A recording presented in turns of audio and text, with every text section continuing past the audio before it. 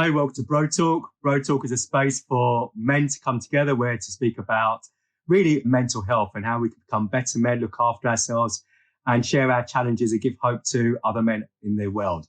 And I'm really pleased to say that I've got a very good friend on show today named Matt, who I've known from Mallorca for 7 years now. Matt, welcome. Thank you very much. How you doing? All right, good. Yeah. Was it all right or just all right? I am very good, actually. You're very good. I'm best of being for a long time. Okay. And you shared with me just before we started that it was your birthday recently. It was. Hit the 39 mark, so it's the big 40 next year. So it's not a bad thing, I don't think. I think it's a good thing. I think it just gets better with age. So 39 and still run around like a 21-year-old. Trying to, I've definitely lost the yard, Rob says, but No, I mean, you'll still be 10 paces faster than Rob. Yeah. Still doing very well.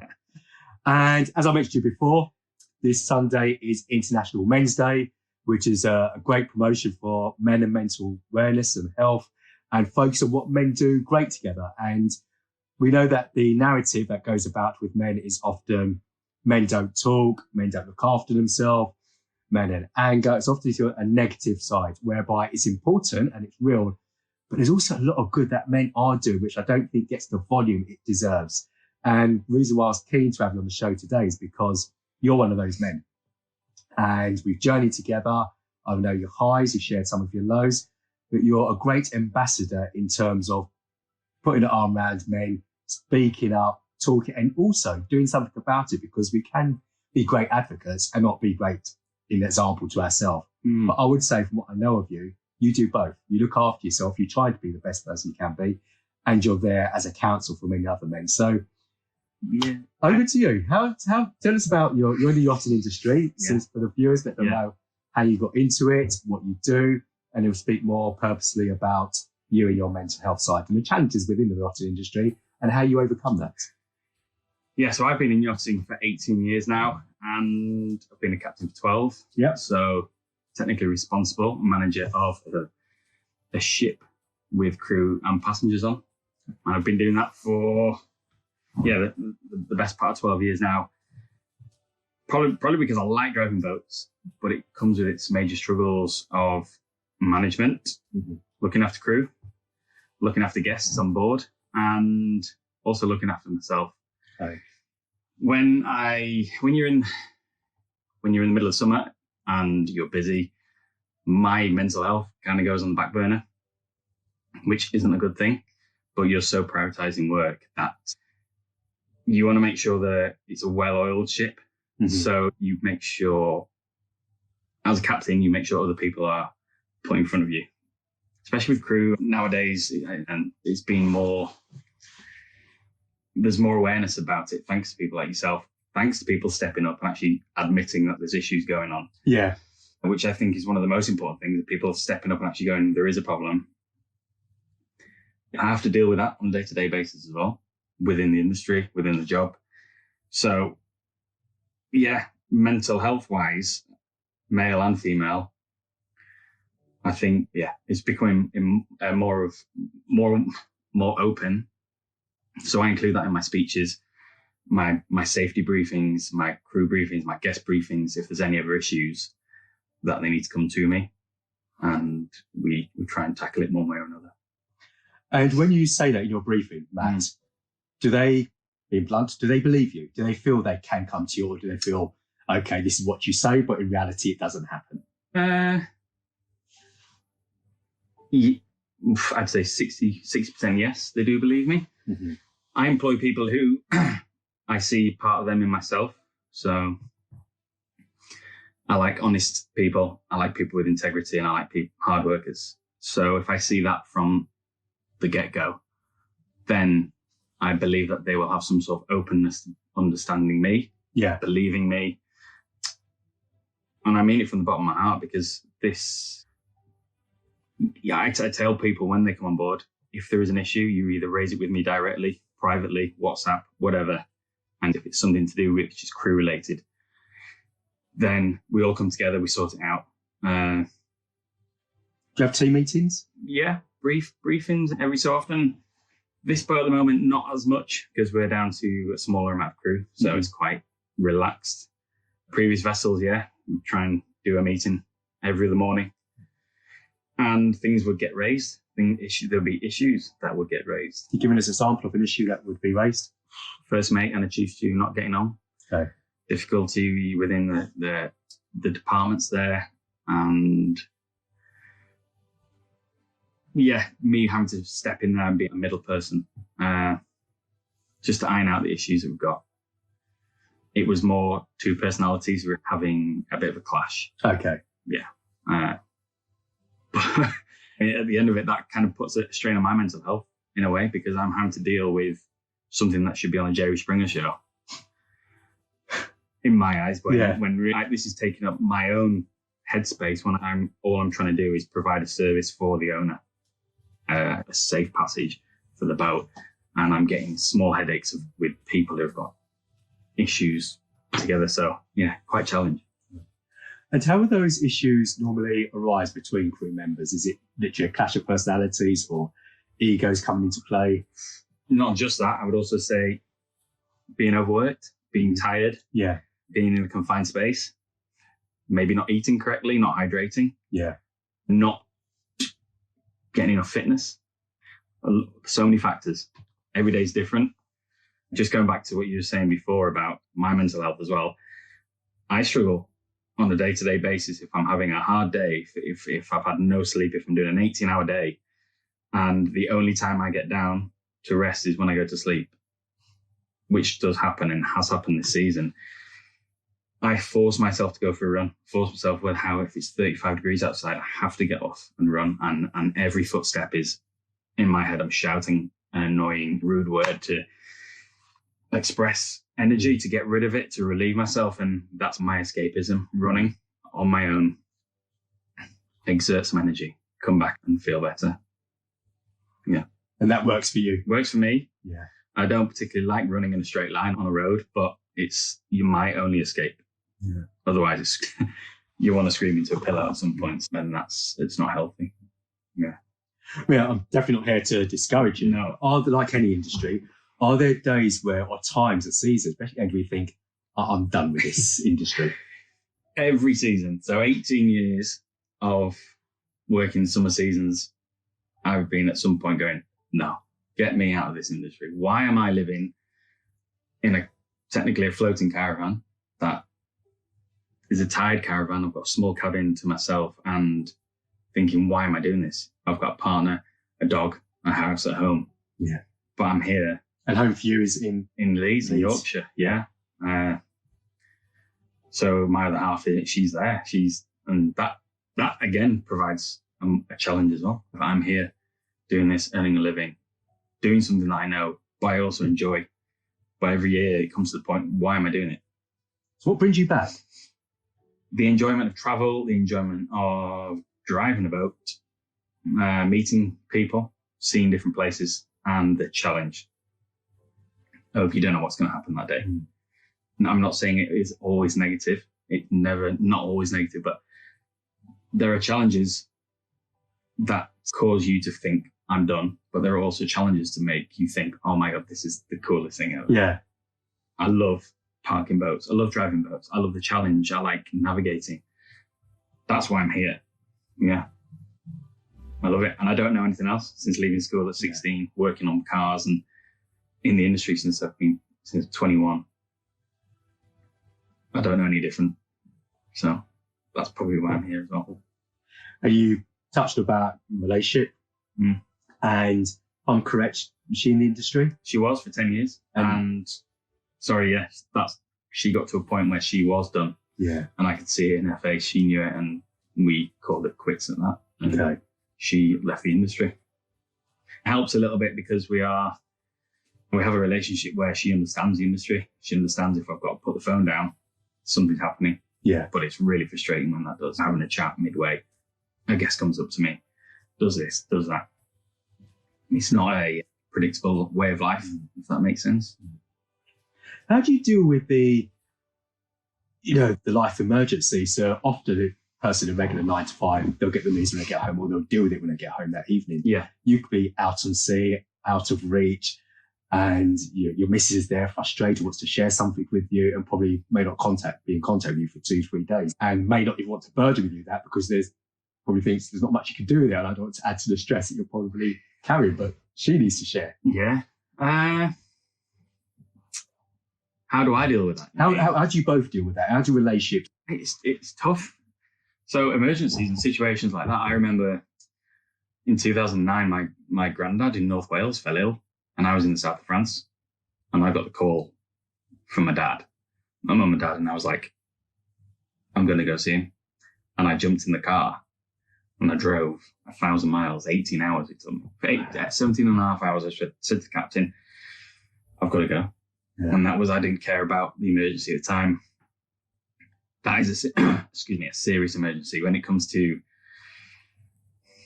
things between me and my partner, and it's an emergency, but it's not also an emergency, but it's also maybe, I don't know, something could be happening with the house or the dog, or she's struggling with something, and in a normal relationship, maybe I would have been there to help rectify that situation. There's almost an element of guilt, me being away. Yeah. I'm traveling by myself, enjoying these things, when I'd rather be with her doing that. I should be at home, maybe helping her, even though she's the most independent person ever. Mm-hmm. There's things like we're a team at the end of the day, and we help each other out. So it's delicate, It's a delicate situation. Yeah, I feel guilty just hanging up the phone to her. She gets frustrated by that. And then there's other things that frustrate each other. But because we've both been in the industry for so long, you're used to it in a way. Yeah. And that's hard. That must be so key, the understanding that she has. She may not like it, but she gets it. Yeah. Yeah. She's been incredibly supportive for my career, helping me progress, giving me that kick up the butt when I need it to go, right, okay, what are you doing next?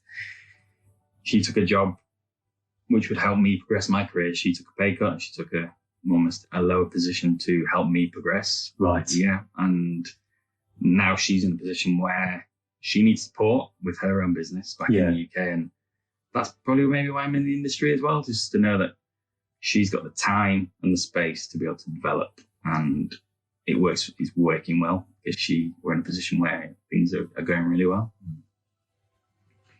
Very evident. I mean, I know you two, a very strong relationship. It needs to be strong too. Yeah. Very strong. We both go through tricky situations, but that's why when you're in the middle of summer and your phone goes, you don't know what it could be. Do I answer that? I've got to answer that. It could be anything. I'm there for the crew. The crew, if there's an issue with that, an issue with something going on board, you drop everything, go, right, what's important, what needs to be done. And I'm there for a lot of different people and a lot of different reasons, if that makes sense. Yes, it does, yeah. So I'm thinking, do they call you captain, skip? I'm not sure of the language on the boat. But when you hear that, you think, oh, what now? It's funny, you interview these people, you employ them, and you get to know them, and everything's quite, not treading on eggshells, but you get to know each other, and then give it a couple of weeks, you start to understand people's personalities. Give it a couple of months, and if you hear your name or captain in a certain way, you're like, oh, let's go. Captain, like, you just know it's not going to be a captain, this is happening. It's okay, we need to have a chat kind of. Yeah. But so you've got to be prepared for it. I think every year I spend in the industry, the more I become more experienced with understanding different circumstances, not just crew, but owners as well. I mean, you've got great awareness in regards to people around you. But in terms of in that industry where you're coming across different personalities, your ability to read people, understand, see something, I mean, from your position as a captain, can you recognise when, okay, that person, I need to have a word with them, even if they don't notice it themselves, or that person looks like they're struggling through their behaviour, speed, fatigue? Yeah, you recognise it. You recognise... It's hard to pinpoint it because some people don't want to be approached by it. So if you see someone who you detect they seem to be, maybe don't like this word, but struggling, or that you know that person, if you would probably refuse any support from you direct. Well, how do you handle that? If they're refusing it, I'd almost say what did I say? So in a situation where I can see they're struggling, Yeah. they're on board, something's going on, I would either say, fancy a coffee, Okay. or here's €10, go for a walk and get yourself an ice cream. Yeah. Send them off the boat. Yeah. Clear your head, come back with a different face. Yeah. Not in a horrible way, but say, I can see something's ticking. Go get yourself for a walk, see in a couple of hours, kind of thing. Without saying, is everything all right? What's wrong? They know. I know. Yes. And that's a gentle way of putting it. I know something's going on here, so get yourself off, see in a bit, and then maybe we can have a chat about it. It then develops, and you could start by doing that. And then in 2 weeks' time, you're actually having that person's opened up and having a conversation with you. Yeah. So it's quite, every situation is different. Every person's different. This industry brings different walks of life and from different backgrounds. And you need to be accommodating of that. Yeah. Was that something part of you? Did you receive training whilst working on the yachting industry? No. I think it is, how would I explain this? I don't know how to explain it. I just have a sense for it. I think captains, chief stews, chief engineers, whoever, any head of department, or if they're responsible for other people, if you have a decent bone in your body, then you are looking out for other people at the end of the day. If you're not looking out for other people at the end of the day, you need to question your own kind of outlook. I think that's my background, that's my beliefs. Yeah. So people have different beliefs, but my belief is you look out for each other like you would do yourself. And if you see someone struggling, then if you don't ask them how it is, or how are you, or what's the problem, then you're doing yourself a disservice in a way, or whatever it is, because if something did go wrong and you hadn't have asked that question, then I would feel responsible. Mm.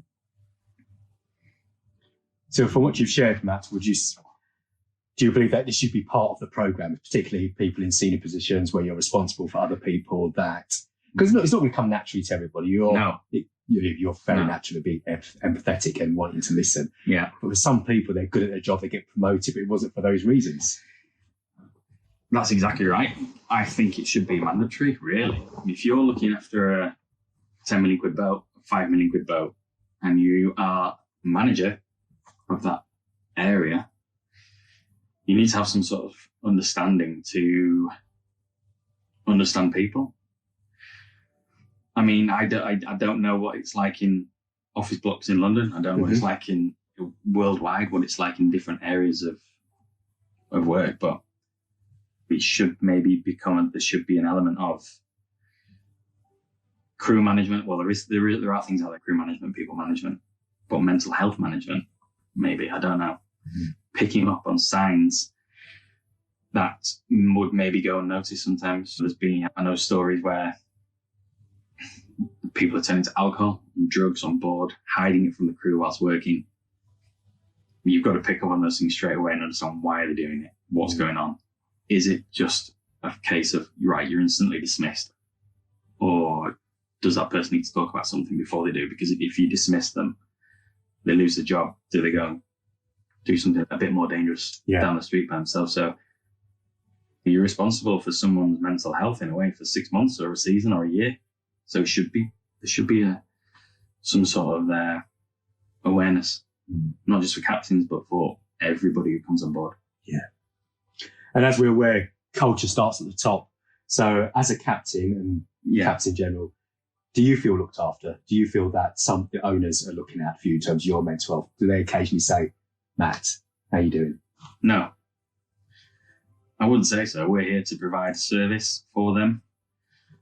The only way I would say that would be, or the only way you'd recognise that is you get an end of summer bonus, you get a tip. You say, oh, thanks very much, cheers for the great time. But what we have to deal with, what you witness, what you're supposed to turn a blind eye at, what you're supposed to accept as normality for someone who owns his boat. No one comes to me and says, oh, how are you doing? But I say that if I employ the right crew, they will pick up on my vibes, my mentality, and they know something's not right with me. Yeah. And that's about picking the right crew, because you want to work with people who recognize how I would feel or how I'm looking and how I'm feeling. And that, I picked a good crew this year and they recognize that. So really, it's having a culture whereby you care about each other, irrespective of title, seniority. Yeah, 100%. You're human beings. 100%. First and foremost. Yeah. There's authority. Excuse me. There's authority and respect. But at the end of the day, we're a team. You're becoming a family. You're living down there. You're using the same bathroom, showering, pooping, snoring. You get to know each other. Yeah. And on a boat this size, we're on a 30 metre now. You have to work in a team and you recognize people's flaws and highs and lows. So it becomes more of a team than it does a structure. Yeah. Even though we all know our roles. Yeah. Matt, briefly, tell me about is it the Uncommon Man? The Uncommon Man. Yes. Yeah, so I got invited to the Uncommon Man by a good friend, James. He was in the industry for a while, and it led him to, he was working for a family. He moved back to the UK and he joined a group called the Uncommon Man, and it's where a group of men meet. I think it's once a month at the moment. They meet in an office block in London in a really nice space, really cool space. And you meet anonymous people. You're not supposed to know their names. You're not really supposed to know who they are, but you get to know these people in a way where you tell a story and there's a different theme every week, every month. You do a lot of breathing and a lot of screaming. So it's a bit like the Wim Hof breathing. So you work yourself into a state and then you release by screaming. And I've never seen 15 men cry in like I have done. It's incredible. You wake up and after crying for a couple of minutes and screaming on the floor, lying down and releasing, and then you walk out there with a massive springy step. So Josh, who he's on Instagram, I'll have to send you his information. Please do. He's a massive mental health advocate and he's been through some interesting stuff, but he's a really nice guy. And so his team, and if you start digging, there's pockets of men who are looking out for each other. Yeah. Just before you said about me, I don't advertise helping people, but I'm aware that if I see someone who's struggling from playing football or someone needs a chat, then I'll be open arms and open ears and listen. Yeah. I think it's important to listen, but also to ask, like we've said before in the past, it's so simple just to go, how are you? Yeah. And answer it and mean it when you ask it. Yeah, that's what it comes in. Yeah. Is it English, how are you? Or is it, I am actually interested, how are you? And imagine the difference it will make if every guy knew there was one other guy he could turn to. Yeah, I think it would change humanity in a way, really, wouldn't it? Because a lot of men think they have to be that alpha male and perform and provide. That creates a lot of pressure. Mm. And if you could just speak to one person, whether that's male or female, I don't know whether it really matters. Yeah. I think it's someone who's listening, who's prepared to listen to you, give a bit of feedback, but also help you just voice how you're feeling. Yes, I totally agree. I mean, when I had counselling, I saw a female counsellor therapist. Only the strength will come if we were men talking to men, and that's not at the exclusion of women. No. It would break the barrier faster. I think it would stop the barrier. What do you call it? The bravado. Yes. That is not. Yeah. If there were 10 men talking here now, all coming into the room together to start with, there would be closed doors, and by the end of the hour, it would be 10 different men leaving. Yes. And then if you did that repetitively, you're going to get 10 different people by the end of the year, and then those 10 people could pass out again. Oh, that's so exciting. More than excited, it's revolutionary. Totally. Because I thought about when you said the Uncommon Man and that experience, and there's no way you guys could have left the way you entered. No way. After going through that, the breathing, the screaming, the crying. I've only been once. And I think it was a year ago, and he does it monthly. But Yeah. I'll never forget it. Imagine doing that every year or every month. Sorry. Also, like you just said as well, you don't need to talk to 10 men.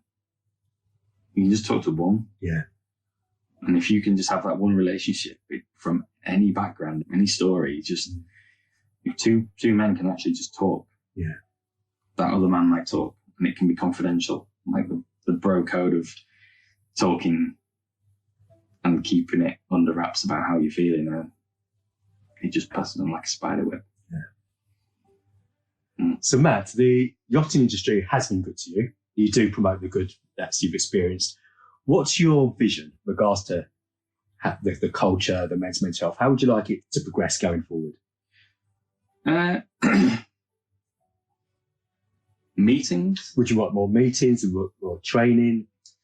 Meetings, maybe training. Not just training for, like I said before, just for higher roles. Maybe it could be brought into the STC standard certificate training. Yeah. From the basic training from firefighting, sea survival, first aid. There should be some sort of mental health awareness in that. Whether there is now, I don't know. If I've done my tickets, and I do them every now and then. I know in Palmer here at the moment there's a girls' running club, and I think they meet for a non-alcoholic drink afterwards and stuff. And I think maybe a run club would be good. I'm a member of a run club back in Leeds. Yeah. And that's really cool. Keeps you motivated. So a run club, an activity club, football for us is incredible. Yeah. We let out a lot of anger and steam and passion in that. And then we all sit together and talk after and we laugh. Yeah. So meetings, running, some sort of fitness. Okay. But based around mental health, maybe. Yeah, I love the ideas that you've just shared. And with us men, most of the time, there needs to be a reason, like some form of activity. Yeah. If there's an activity or food, then we'll talk. But it can't just be meet up talk. No, I think it can be, but you need open people to be able to do that. Yeah. So that could maybe come down the line. Yeah. That could happen. But first of all, you've got to get lads together. Yeah. What's the chat? What's the crack? And then once people are comfortable talking, then I think that it opens doors. I'm comfortable talking. I'll talk to anybody about anything. And I think that's, in a way, it's almost a gift because I wear my heart on my sleeve and I don't mind. A lot of people will struggle with that. Yeah. And that's the people that need targeting to go, right, listen, come and have a run. We'll go for a run down the quay. What you got to chat about? Whether it's the dog chewed my sofa, or whether it's something a lot deeper. Somewhere, you've got to start somewhere. I like your words. You've got to start somewhere. You've shared a lot of wisdom today, and particularly about, it's got that in my mind, two guys like us talking. Then that guy might speak to someone else, and it would just, as you said, like a spider web. Yeah. And it would change. It would change that man. It would change families. It would change society. And it was spread worldwide. And what you're doing, Matt, on a local level, because I know it's not your profession in terms of men and mental health, but on a casual level, local level, natural level, you're doing it. You're making an impact. And the running club, I know you're not over in Mallorca full time as yet, but that's definitely something I will be on your case about starting. Okay. Deal. Yeah, Deal. you knew that was coming as soon as it came out your mouth. Come up with any ideas. And finally, what about the guys out there who's listening to this, who deep down want to ask for help but don't know how? What would you suggest to them? I would say, I think, speak to a therapist or a counsellor. That's a really hard step to make, I think. And also say, try and find some common ground with another crew member or someone who's open to listening. The hard thing is with yachting is that there's a huge bravado in the amount of men and this and the amount of banter. Sometimes it's hard to make that banter disappear and actually be genuine. So what I would say is join a football club, join a run club, almost be able to find some common ground with somebody else and then let it go from there. If not, I mean, you get in touch with somebody who,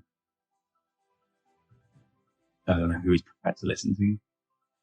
But what would you say to the captains? Just be aware of your crew. I know a lot of people there's a lot of good captains out there.